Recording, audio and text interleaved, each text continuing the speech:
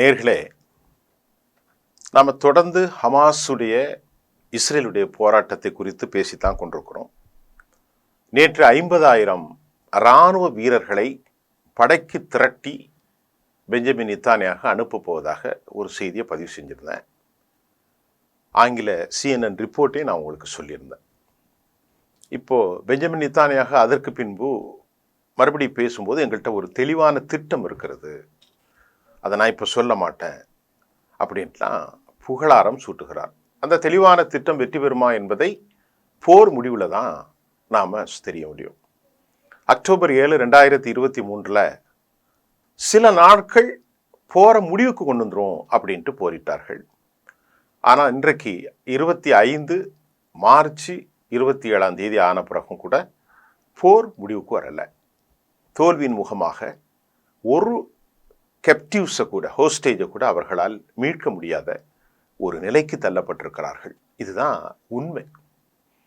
ஆனால் தற்போது ஏற்பட்ட அந்த போரின் மடைமாற்றம், சமாதான தீர்வுகள் எதுவுமே பெஞ்சமின் நெத்தன்யாகுவால் ஏற்றுக்கொள்ளப்படவில்லை. இது ஏற்றுக்கொள்ளப்படக்கூடாது என்பதை சின்பற்றினுடைய தலைவர் வெளிப்படையாக சமாதானத்தை நீங்கள் ஒருபோதும் ஏற்றுக்கொள்ளக்கூடாது என்று போரிடுவதில் அவர் கவனமாக இருந்தார் என்று சொல்லி அவர் வெளியேற்றப்பட்டு நாடு முழுவதும் கடும் போராட்டமும் இப்பொழுது வழக்காடு மன்றத்தில் அவருடைய நீக்கம் இருக்கிறது. இந்த நிலையில ஒரு மூலோபாய திட்டங்கள்ல இஸ்ரேல் மட்டுமல்ல, அமெரிக்காவும் சேர்ந்து காசாவை ஆரவாரமற்ற மண்டலமாக மாற்றிவிடுவதற்கு திட்டமிடுகிறார்கள். 19 போர் நிறுத்தப்பட வேண்டும் என்ற டொனால்ட் ட்ரம்பினுடைய நடவடிக்கை 19 நிறுத்தப்பட்டது, ஜனவரி. அதற்கு பிறகு அவர் முடிவெடுத்திருப்பது அவருடைய கொள்கை சித்தாந்த ரீதியாக இங்கே இது முழுமையாக யூதர்களின் கையிலே இருக்கக்கூடிய மண்டலமாகத்தான் அமெரிக்காவும் இஸ்ரேலும் அதை யூகித்திருக்கிறது, அதை பார்க்கிறது. அதன் விளைவாகத்தான் அவர்களால் பல விஷயங்கள் ஆஃபர் கொடுக்கப்படுகிறது. நாட்டை விட்டு வெளியேற்றுவதற்கு அரபுகளை அவர்கள் கையாள்களாக ஜோர்டானை பயன்படுத்துகிறார்கள், எகிப்தை பயன்படுத்துகிறார்கள் என்றும் நேற்று நான் சொன்னேன். 3000த்திற்கு மேற்பட்ட வீரர்களை நாடு கடத்த ஜோர்டான் திட்டமிட்டிருக்கிறது. இப்போ இந்த செய்திக்கு பின்பு நாங்கள் வெற்றி நோக்கி பயணிக்கிறோம், நான் பல திட்டங்களை பேசப் போவதில்லை. இது யாருடைய அறிக்கை? நேற்று வந்த அறிக்கை பெஞ்சமின் நெத்தன்யாகுடைய அறிக்கை. நாங்கள் வெற்றி நோக்கி பயணிக்கிறோம், நிறைய விஷயங்களை வெளியே பேச முடியாது அப்படின்னு சொல்லியிருக்கிறார். பைத்துல்லாஹியா, அதாவது இந்த பகுதிகளில் உணவில்லாமல் அவர்கள் மாற்றுகிறார்கள், மருத்துவமனைகளை அடித்து ஒன்றுமில்லாமல் ஆக்குகிறார்கள். இந்த நிலையில் அமெரிக்காவினுடைய கவலை சில விஷயங்களில், ஏன் அமெரிக்கா இவர்களை தூண்டுகிறார்கள், அமெரிக்கா ஏன் நெத்தன்யாகுடைய இந்த படுகொலை ஆதரிக்கிறார்கள் என்பதை நாம் கவனத்தில் கொள்ளணும். அமெரிக்காவை பொறுத்தவரை வெற்றி கொள்ள முடியாத ஒரு மாபெரும் சக்திகளாக இன்றைக்கு ரஷ்யாவும் சீனாவும், குறிப்பாக ஈரானும் மாறி இருக்கிறது, வடகொரியாவும். இந்த அணியிலும் சேர்த்துதான் அவர்கள் பலஸ்தீனத்தினுடைய ஹமாஸையும் பார்க்கிறார்கள் என்ற தகவல் அதிர்ச்சிக்குரிய தகவலாக இருக்கிறது. என்ன சொல்றாங்க அமெரிக்காவினுடைய இன்டெலிஜென்ஸினுடைய அறிக்கை? 500 நாட்களாக போரிட்டும் கூட ஏராளமான சுரங்கப்பாதைகளை அவர்களால் அழிக்க முடியவில்லை. யாரால்? யூதர்களால் அழிக்க முடியவில்லை. ஆரம்பத்தில் கடலிலிருந்து தண்ணியை பாய்ச்ச போறார்கள், வானிலிருந்து அதை செய்ய போகிறார்கள், இதை செய்ய போகிறார்கள் எல்லாம் கதை விட்டு கொண்டிருந்தார்கள். அமெரிக்காவினுடைய இன்டெலிஜென்ஸ் என்ன சொல்கிறது என்றால், உளவுத்துறை அதிகாரிகள் ஒரு மூலோபாய அடிப்படையில் ஏராளமான சுரங்கங்கள் இருக்கிறது காசாவில், அவற்றை அவர்களால் அழிக்க முடியவில்லை. அங்கொன்றும் இங்கொன்றுமாக சிறிய அளவிலான சுரங்கத்தை மட்டும்தான், டனலை இவர்களால் அழிக்க முடிஞ்சிருக்கிறது. உளவுத்துறையினுடைய கருத்து. இரண்டாவது, காசாவினுடைய படைபலம் அதிகரித்திருக்கிறது, மீண்டும் தங்களை நிலைப்படுத்தி கொண்டிருக்கிறார்கள் என்ற தகவலையும் கூட அவர்கள் பதிவு செய்திருக்கிறார்கள். மூன்றாவதாக, காசா அதிக பலத்தை ஹமாஸுடைய தலைமையில் கோர்த்தாலும் கூட இவர்கள் இந்த முக்கூட்டணியாக இருப்பதால் சீனாவினுடைய இந்த வளர்ச்சி அமெரிக்காவுக்கு பெரும் அதிர்ச்சியை ஏற்படுத்தி இருக்கிறது. குறிப்பாக தேசிய பாதுகாப்பு அளவிலே அவர்களுக்கு அதிர்ச்சி ஏற்படுத்தி இருக்கிறது. உக்ரைனுடைய போரின் விளைவாக ரஷ்யா அமெரிக்காவினுடைய பல விஷயங்களை, அந்த ஆயுதங்களை பரிசோதித்து தெரிந்து கொண்டதும், இந்த நிலையில் இஸ்ரேலை அங்கு வலுப்படுத்த வேண்டிய தேவை இருப்பதால் ஹமாஸ் இராணுவ குழுவையும் கூட அவர்கள் இவர்களோடு பார்க்கிறார்கள். ஆகவே ரஷ்யா, ஈரான், வடகொரியா, சீனா, ஹமாஸ் இது உலகத்திற்கு பெரிய அச்சுறுத்தலாக இருக்கும் என்றும், ஹமாஸ் அச்சுறுத்தலை கண்டிப்பாக துடைத்தெறியப்பட வேண்டும் என்றும் அமெரிக்கா இன்டெலிஜென்ஸினுடைய கருத்து வெளியாகி இருக்கிறது. இப்போ உங்களுக்கு புரியும்னு நினைக்கிறேன். பெஞ்சமின் நெத்தன்யாகு ஏன் இப்படி பேசுகிறான்? பெஞ்சமின் நெத்தன்யாகு இந்த படுகொலையை ஆரம்பித்திருக்கிறார். ஆகவே அமெரிக்கா பின்னால் இருந்து இயக்குவதற்கு அமெரிக்காவினுடைய உளவு இன்டெலிஜென்ஸு பெரும் அச்சுறுத்தலை நமக்கு இருப்பது ரஷ்யா மட்டுமல்ல, சீனா மட்டுமல்ல, ஈரானோடு சேர்ந்த ப்ராக்சியாக இருக்கும் ஹமாஸ் என்கின்ற ஒரு சிறு குழுவை நசுக்கவில்லை என்றால் பெரும் ஆபத்து. ஆகவேதான் இப்போது அமெரிக்கா அவர்களுக்கு வலுவான நிலையில் எண்ணி பார்க்க முடியாத ஆயுதங்களை சப்ளை செய்கிறது. உங்களுக்கு புரிகிறோம். இதற்கு இடையில மிக முக்கியமாக நாம் பார்ப்பது என்னவென்று சொன்னால், ஹவுதிகளை அவர்கள் காலி செய்வதற்கு யுஎஸ்னுடைய B2 ஸ்டீத் பாம்பர்ஸ் என்கின்ற ஒன்றை கொடுத்திருக்கிறார்கள். அதாவது திருட்டுத்தனமாக திருட்டு குண்டு வீசக்கூடியதான், அதற்கு பேர் ஸ்டீத் பாம்ஸ். ஈரானுடைய ஹவுதி நிலைகளை வாளை நறுக்க வேண்டும் என்று அமெரிக்கா திட்டமிட்டிருக்கிறது. இந்த B2 ஸ்டீத் பாம்பர்ஸ் எங்கே அனுப்பியிருக்கிறாங்கன்னா 7 போர்களை, இது ஈராக்கில் அவர்கள் போரிடுவதிருந்த போது பல உபயோகமாக இருந்தது என்று சொல்லப்படுகிறது. 7 B2 பாம்பர்ஸை are being sent to the Diego Garcia ஏர்பேஸுக்கு அவங்க அனுப்பியிருக்கிறாங்க. இந்த ஏர்பேஸில் இருந்து ஹவுதிகள் ஈரான் மீது தாக்குதலை அவர்கள் நடத்தலாம். இதற்கெல்லாம் பின்னணி இருக்கிறது. ஹவுதிகள் ஹமாஸுக்கு ஆதரவாகவும் பலஸ்தீனத்துக்கு ஆதரவாகவும் இருக்கிறார்கள். ஆக ஹவுதிகளை இன்றைக்கு அழிப்பதற்காகத்தான் இந்த US B2 stealth bombers 7 B2 bombers are being sent to the Diego Garcia airbase என்று சொல்லப்படுகிறது. இந்த முக்கியமான ஏர்பேஸில் இருந்து அவங்க அனுப்பியிருக்கிறாங்க. 3 அனுப்பப்பட்டதாக சொன்னது, இருப்பது 7 என்று ஒரு செய்தி வந்திருக்கிறது. இந்த கண்டினியூஸ் அட்டாக் செய்வதன் மூலம் எப்படி பலஸ்தீனத்தில் நாள் ஒன்றுக்கு பல 100 பேர் கொல்லப்பட்டார்களோ, அதை போன்று தினமும் 20 பேர் வரைக்கும் ஏமனில் மக்கள் கொல்லப்படுகிறார்கள். அமெரிக்காவினுடைய ராட்சச குண்டு வீச்சுக்கு கொல்லப்படுகிறார்கள். ஆனால் அதே நேரத்தில் நேற்றைய முன்தினம் இரவு த ட்ரூமன் வார்ஷிப்பை இரவு பகலாக யெமனிலிருந்து ஹூதிகள் கடும் தாக்குதலை நடத்தினார்கள் என்ற செய்தியும் வருது. ஹவுதியினுடைய தாக்குதல், ட்ரோன் தாக்குதல், ஐடிஎஃப் ஃபெசிலிட்டிஸ், அது மட்டும் இல்லாமல் செங்கடலில், அரபிக்கடலில் அமெரிக்காவுடைய ட்ரூமன் கப்பலின் மீது கடுமையான தாக்குதல், அதே போன்று ஐடிஎஃப் ஃபெசிலிட்டிஸின், அதாவது ஹவுதி தாக்குதல்களில் ட்ரோன் அட்டாக்ஸ், அதே போன்று IDF facilities in Jaffa, Tel Aviv, அங்கேயும் தாக்குதலை நடத்தியிருக்கிறார்கள். நோ சைரன்ஸ், கோ ஆஃப் தொடர் தாக்குதல் மூலம் என்னது reaffirmer to the escalation for இந்த தாக்குதல் அங்கே அவர்கள் நடத்தியிருப்பதையும் உறுதி செய்கிறார்கள். ஹவுதினுடைய ஹியாச்சாரி என்ன சொல்கிறார் என்றால், அவர் திருக்குரானுடைய வசனங்களை முன்மொழிந்து இந்த தாக்குதல் எப்படி நடந்தது, எப்படி நடக்கப் போகிறது என்பதையும் சொல்கிறார்கள். அமெரிக்கா போன்ற ஏகாதிபத்திய சக்திகளை அடக்கி ஒடுக்கும் வரைக்கும் நாங்கள் கண்டிப்பாக போராட போகிறோம், ஒருபோதும் கெட்ரீட் ஆக மாட்டோம் என்று ஏமன் மிக கடுமையான ஆதங்கத்தை வெளிப்படுத்தி வருகிறது. யெமனில் இன்னைக்கு சனாவில் மிகப்பெரிய உயிரிழப்பு நடந்து கொண்டிருக்கிறது. தினமும் கூட எப்படி கசாவில் உயிரிழப்பை ஏற்படுத்தினார்களோ, இன்றைக்கு போர் நிறுந்த பிறகு 22 விமானங்களை கொண்டு 700 பேரை இன்று வரைக்கும் கொலை செய்திருக்கிறார்களோ, இருண்ட பகுதியில் இன்றைக்கு ரமலானுடைய காலத்தில் எதுவும் செய்ய முடியாத ஒரு சூழ்நிலைக்கு ஆக்கப்பட்ட அதைவிட கொடூரமாக அமெரிக்கா தாக்குதலை நடத்தி கொண்டிருக்கிறது.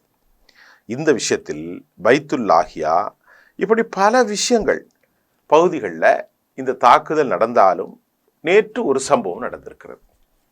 பைத்துல்லாஹியா பகுதிகளில் மக்கள் ஹமாஸுக்கு எதிரான போராட்டத்தை முன்னெடுத்திருப்பதாக செய்தி வருகிறது. பலஸ்தீனத்தில் பைத்துல்லாஹியா பகுதிகளில் ஒரு போராட்டம், ஒரு ப்ரொட்டஸ்ட் அகெயின்ஸ்ட் ஹமாஸ்.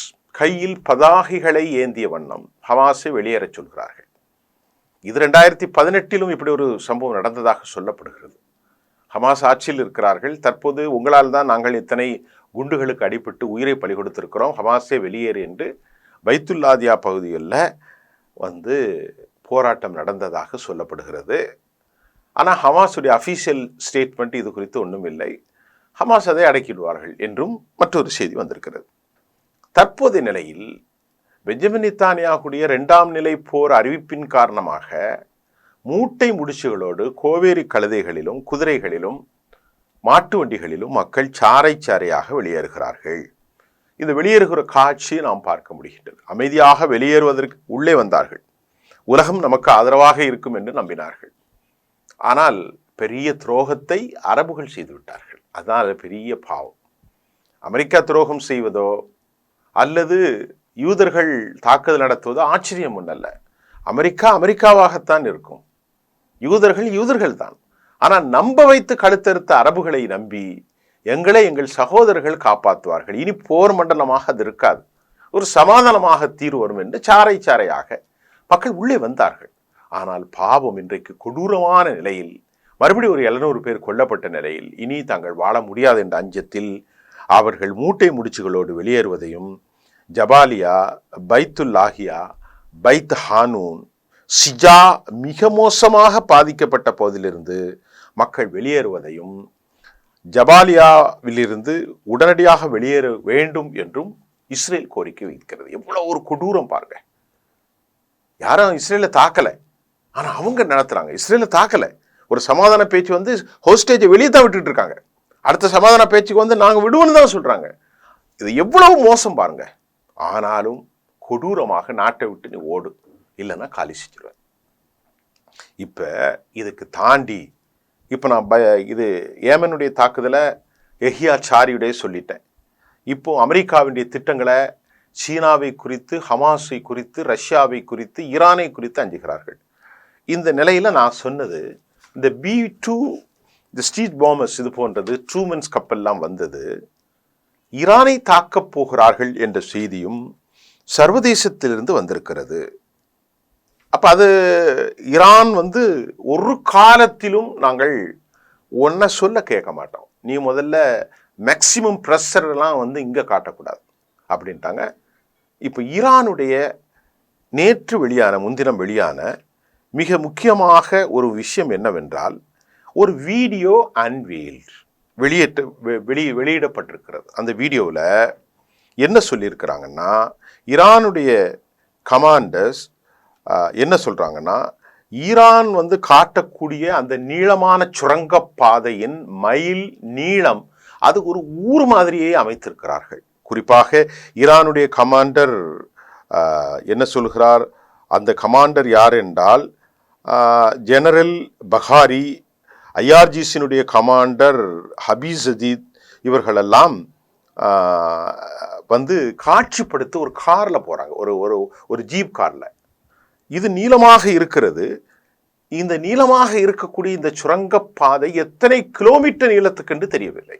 மலைகளுக்கு கீழ் அடி ஆழத்தில் அதற்கும் கீழ் பல 100 கிலோமீட்டர் கீழே இருக்கலாமோ என்றும் செய்திகள் வருகிறது.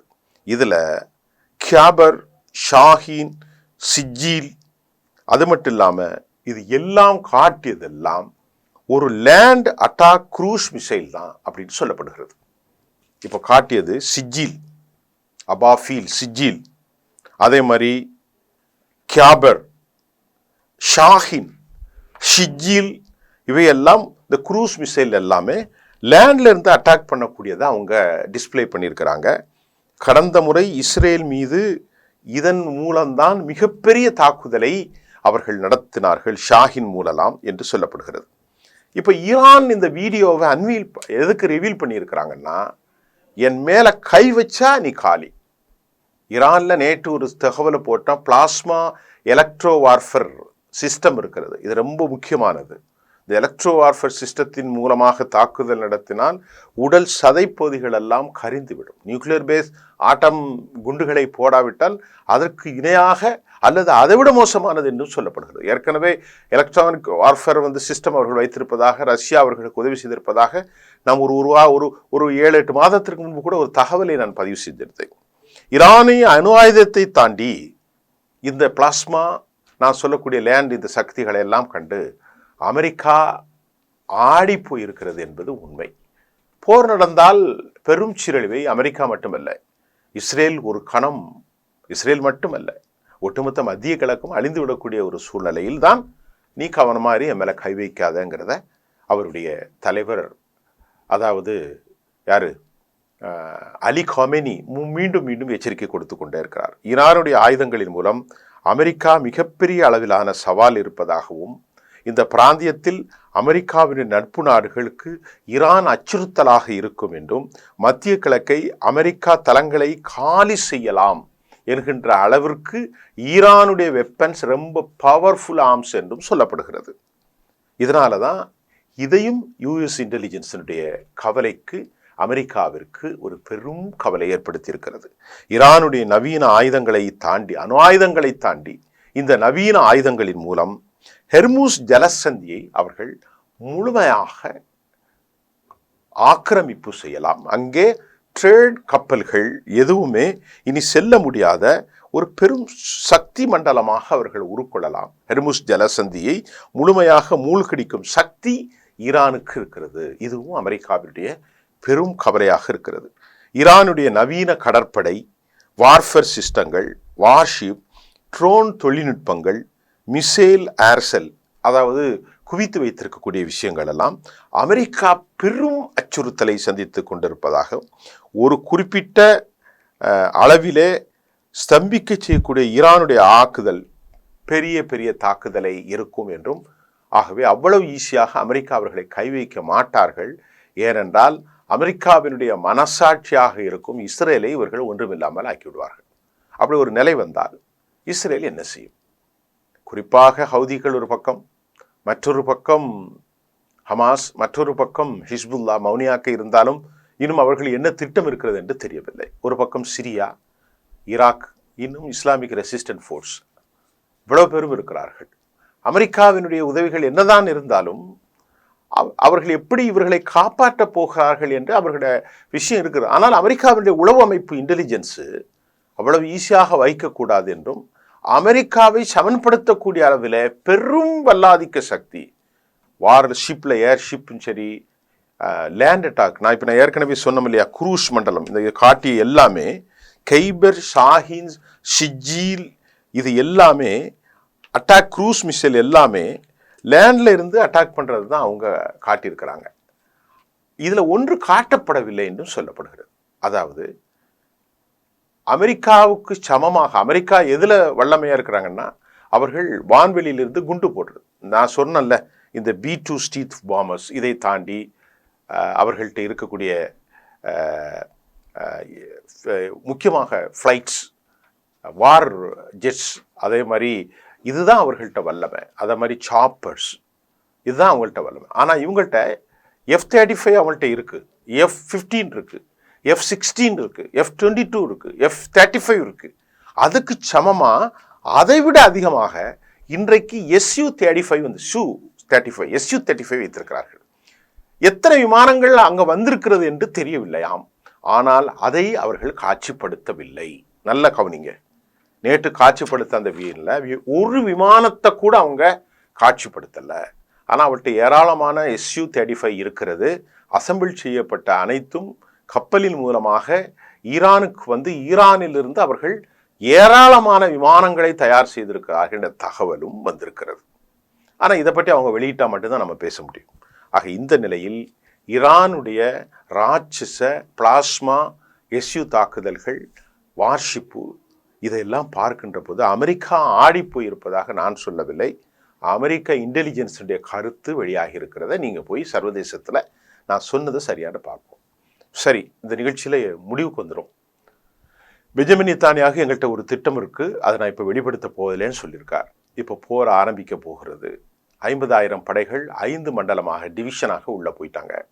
எந்த அளவுக்கு கொடூரமான தாக்குதல் நடத்தப்பட போகிறார்கள், இதை எப்படி டிஃபென்ஸ் பண்ண போகிறாங்க, சர்வதேச அளவில் உலகம் முழுவதும் இந்த மாதம் 28, 29, 30 உலகளாவிய சர்வதேச சமூகத்திற்கு ஒரு ப்ரொக்ளமேஷன், ஒரு டெக்ளரேஷன், பீயிங் டெக்ளரேஷன் அவர்களால் உருவாக்கப்பட்டு மசூதிகளில், பள்ளிவாசலில், மக்கள் வாழும் தலங்களில், அமெரிக்கா, யூரோப் நாடுகளில் காசாவை காப்பாற்றுவதற்கு நீங்கள் ஜனநாயக வழியிலான போராட்டத்தை ஏகாதிபத்திய அமெரிக்காவுக்கும் யூதர்களுக்கும் இடையே செல்ல வேண்டும் என்று ஒரு பொதுவான விண்ணப்பத்தை ஹமாஸ் வைத்திருக்கிறார்கள். அதை என்று நேற்று பதிவு செஞ்சோம், மறுபடியும் அதை சொல்கிறோம். ஆக இப்படி மத்திய கிழக்கு ரொம்ப பரபரப்பாக இருக்கும்போது வெறும் வேடிக்கையாக ஒரு காமெடி பீஸாக சவுதி அரேபியாவும் ஜோர்டானும் துருக்கியும் எகிப்தும் மாறியிருக்கிறது. கத்தார் அந்த காமெடி பீஸில் சமாதானம் சமாதானம் என்று கொண்டு அழைகிறார்கள். இதுதான் உண்மையான செய்தி. இன்றைக்கு நிலை மாறி இருக்கிறது. ஆனால் ஹூதிகளுடைய கடும் கோபத்திற்கு அமெரிக்கா ஆளாகி இருக்கிறது. தொடர் தாக்குதல்கள், வார்மன் ட்ரூமன் கப்பல் அமெரிக்காவை எதிர்த்து ஒரு ரெபல் படைகள், ஒரு கூட்டுப்படைகள் போரிடுகிறது என்றால் அது சாதாரணமாக இருக்க முடியாது. அவர்கள்ட்ட அவ்வளவு சக்தி இருக்க முடியும். அப்படித்தான் அந்த உலகம் இன்றைக்கு அந்த செய்தியை பார்க்கிறது. இதுதான் தற்போது நிலை. காசாவில் துயரங்கள் தொடர்கின்றது. மக்கள் ஜபாலியாவிலிருந்தும் பைத்துல் ஹனூன், பைத்துல் ஆகியாவிலிருந்தெல்லாம் வெளியேறி கொண்டிருக்கிறார்கள். ரஃபா பகுதிகளில் குண்டு வீசப்படுகிறது. ஹைஃபா பகுதிகள், டெல்லவியூவில் குண்டு வீசப்பட்டிருக்கிறாங்க. ஏராளமான மரணங்களும் கூட அங்கே நடந்திருக்கலாம் அல்லது காயங்கள் நடந்திருக்கலாம். அவையெல்லாம் வெளிப்படுத்தப்படவில்லை. ஆக உண்மையிலேயே இன்ற துயரத்தில் தீர்வுகள் என்ன? இதுதான் இன்னைக்குள்ள செய்தி. நாளை மீண்டும் பல செய்திகளோடு சந்திக்கின்றேன். நன்றி.